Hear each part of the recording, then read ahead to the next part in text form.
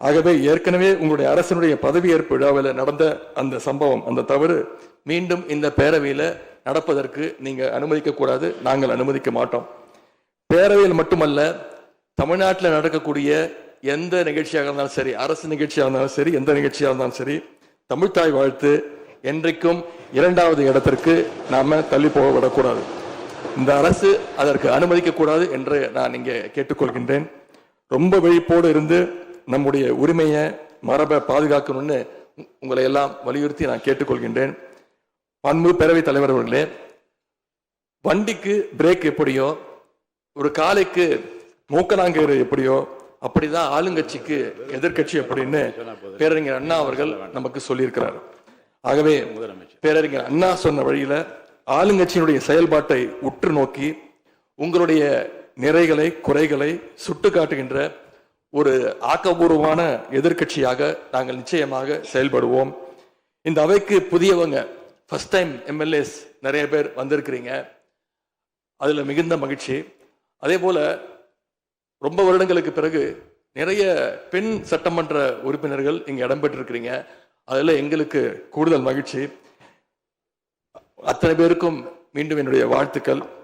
தமிழ்நாட்டுடைய உரிமைகளுக்காகவும் வளர்ச்சிக்காகவும் நாம எல்லாரும் சேர்ந்து ஒன்னா பயணிப்போம். எது எப்படி ஆனாலும் திராவிட இயக்கத்தினுடைய அடிப்படை கொள்கைப்படி எல்லோருக்கும் எல்லாம் கிடைக்கிறதை உறுதி செய்கின்ற வகையில எதிர்கட்சி வரிசையில இருந்து நாங்கள் நிச்சயம் செயல்படுவோம். நடந்து முடிந்த தேர்தலில் ஆட்சி அமைப்பதற்கான பெரும்பான்மையை ஆளுங்கட்சிக்கு மக்கள் வழங்காமல் போனாலும் திராவிட முன்னேற்ற கழகத்துடைய தலைமையில் தேர்தலை சந்திச்சு வென்ற தோழமை இயக்க சட்டமன்ற உறுப்பினருடைய ஆதரவோடு ஆட்சி அமைத்திருக்கக்கூடிய புதிய அரசிற்கும் மாண்பு முதலமைச்சர் அவர்களுக்கும் என்னுடைய வாழ்த்துக்களை நான் மீண்டும் தெரிவித்துக் கொள்கின்றேன். மாண்புமிகு பேரவைத் தலைவர் அவர்களுக்கும் பேரவை துணைத் தலைவர் அவர்களுக்கும் என்னுடைய நன்றி. உங்களுடைய பணிகள் சிறக்கட்டும். மீண்டும் என்னுடைய வாழ்த்துக்களை தெரிவித்துக் கொள்கிறேன். நன்றி, வணக்கம். வெல்க தமிழ், வாழ்க தமிழ்நாடு. మక్కలై పిరికుం సనాతనం నిశ్చయం ఒழிக்கப்பட வேண்டும். நன்றி, வணக்கம். ఏమర్థం అవుతుందంటే సమాజాన్ని కులాల వారీగా విడదీసి ముందుకు తీసుకెళ్ళడం సాధ్యం కాదు. కులాల్ని కలుపుకుంటూ పరస్పర గౌరవాన్ని పెంచుకుంటూ ముందుకు వెళ్తేనే సమాజం అభివృద్ధి చెందుతుంది. అదే జనసేన విధానం. అదే నేను చూపించాను, మీకు నిలబడి చూపించాను. అలాగే మతాల ప్రస్తావన లేని రాజకీయం అంటారు. రేపు మీరు కమిటీస్లోకి వెళ్తారు, బాధ్యతలు తీసుకుంటారు, ప్రజల్లోకి వెళ్తారు. ఆ సమయంలో సమాజంలో ఉన్న సమస్యలను పూర్తిగా అర్థం చేసుకుని ఆ భావజాలాన్ని ముందుకు తీసుకెళ్లాల్సిన బాధ్యత మీకు అర్థం కాకపోతే ఇబ్బంది అవుతుంది.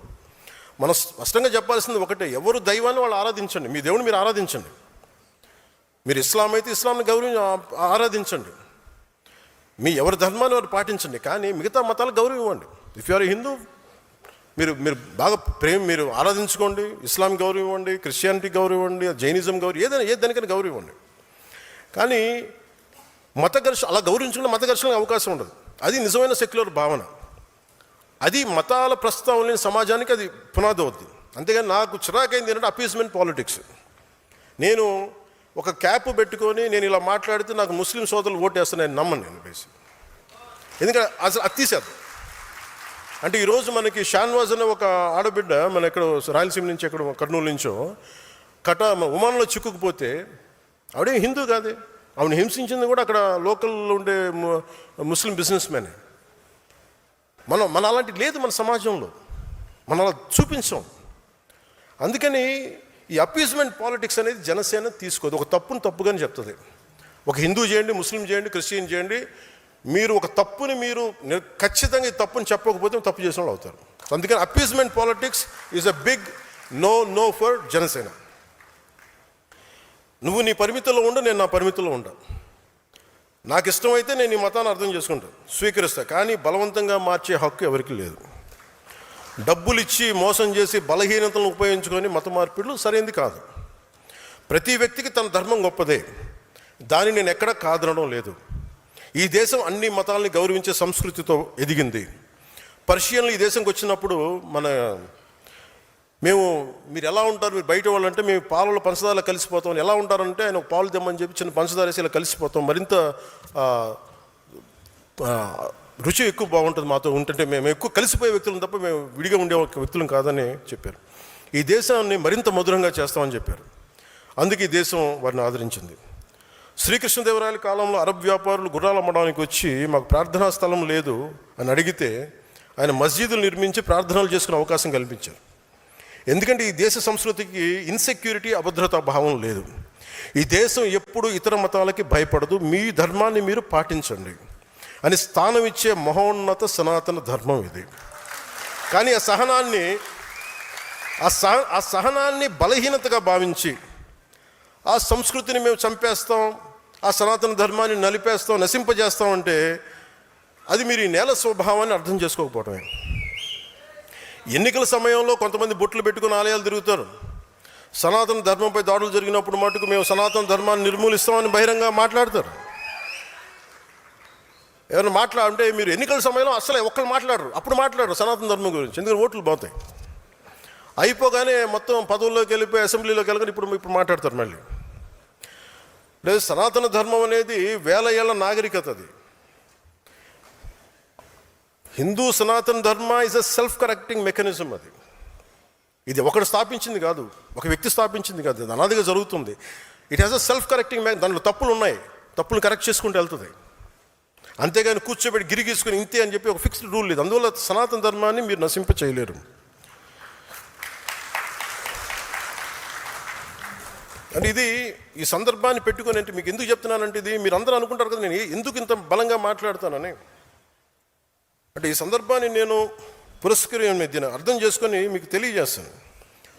చాలామందికి మహానుభావులకి, సనాతన ధర్మాన్ని తిట్టే మహానుభావులందరికీ అంటే మీకు భారతీయుడు చెప్తే నచ్చదు కదా.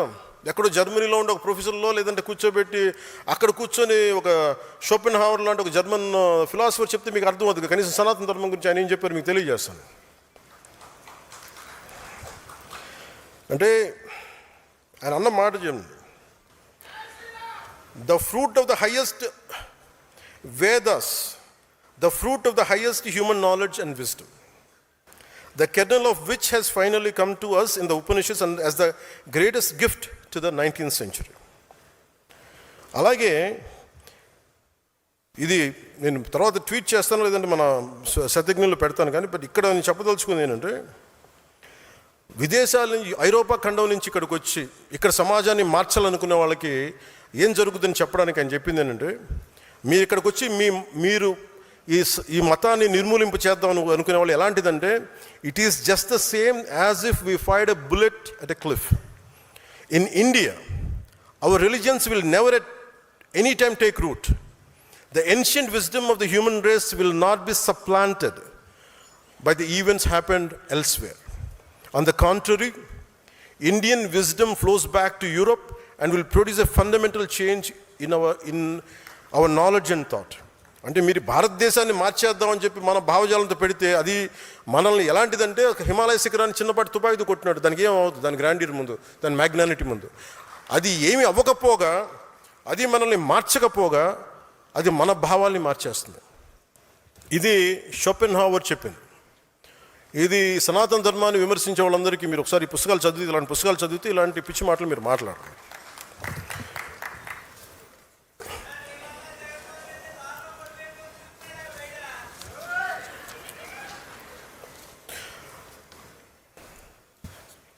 అలాగే మతం కనిపెట్టినప్పుడు మటుకు మైకులు లేవు. అలాగే హిందూ మతంలో కూడా ఇప్పుడు నేను మాట్లాడితే, నేను తిరుపతి లడ్డు విషయం గురించి మాట్లాడితే చేసిందంత ఎవరు? క్రిస్టియన్స్ లేరు, ముస్లిమ్స్ లేరు, హిందువులే. హిందూ మతాన్ని గౌరవించిన హిందువులు అంటే నా చిరాకు. నాకు దాంట్లో ముస్లిమ్స్ ఎక్కడున్నారు, క్రిస్టియన్స్ ఎక్కడున్నారు? అలాగే మైక్స్ పెట్టి ఇబ్బంది పెడతా ఉంటాయి కొన్నిసార్లు.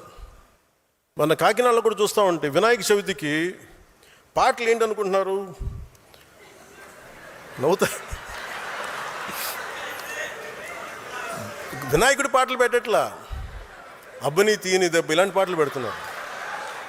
అంటే మనం ఎంత గౌరవిస్తున్నాం చూడండి. మిగతా మతాలను చూసి నేర్చుకోవాలి కదా, ఇస్లాంని చూసి హిందువులు నేర్చుకోవాలి కదా. వాళ్ళు అలాంటి పాటలు పెడతారా? ఎప్పుడు కూడా మీ మతాన్ని ఎవరన్నా వెటకారం చేస్తున్నారు, పరిహసిస్తున్నారంటే ఫస్ట్ తప్పు మనలో ఉంటుంది. ఫస్ట్ అది హిందువులు అది కరెక్ట్ చేసుకోవాలి. అలాగే మతాలు పుట్టినప్పుడు మైకులు పుట్టల. ఈ మధ్యన గొడవలు వచ్చేస్తూ ఉన్నాయి. ఇలాంటి అవకాశాలు మీకు మీ మీ మీ బాధ్యతలు మీకు వస్తాయి, భవిష్యత్తులో వచ్చేస్తాయి. మీకు మైకులు పెట్టి పెద్ద పెద్ద సౌండ్ ఉన్నప్పుడు శబ్ద కాలుష్యం ఉంటుంది. ఇలాంటి అంశాలు వచ్చినప్పుడు గొడవలు పెట్టే వాళ్ళతోటి గొడవలు ఇచ్చి మీరు ప్రజలకు అర్థమయ్యేలా వివరించండి. కొన్నిసార్లు కోపాలు వస్తాయి, కోపతాపాలు ఉంటాయి, భయపడకుండా మాట్లాడండి. నేనైతే అలాగే మాట్లాడతాను. ఎందుకంటే ఈ దేశంలో ఓట్ల కోసం అప్పీస్మెంట్ రాజకీయాలు చెయ్యం, జనసేన చేయదు. We don't do appeasement politics. ఇది జనసేన ఆదేశిక సూత్రంగా మీరందరూ గుర్తుంచుకోవాలి.